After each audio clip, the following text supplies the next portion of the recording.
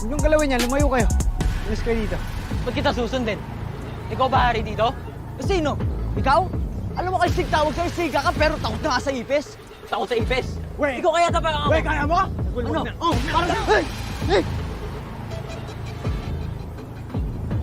Peke naman to eh. Sa ulo ka!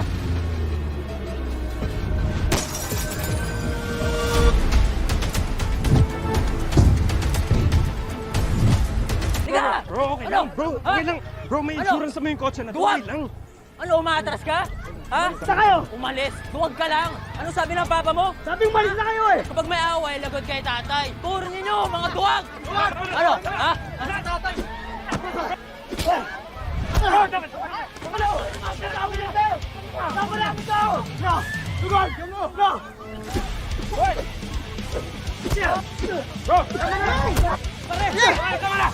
Ano nga kayo?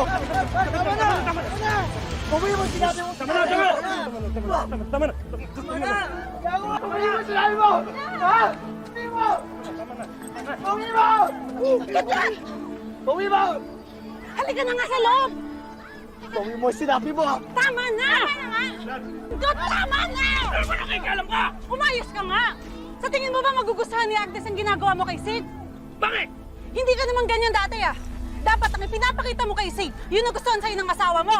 Hindi yung pinababayaan mo at sinasaktan mo pa? Sabi ko siya, huwag kang makialam. Bakit hindi ako makikialam? Sino magsasabi sa'yo na mali yung ginagawa mo? Kapag itinuloy mo yan, mawawala rin sa'yo yung anak mo, gaya ni Agnes! Ka na. Ano ka na?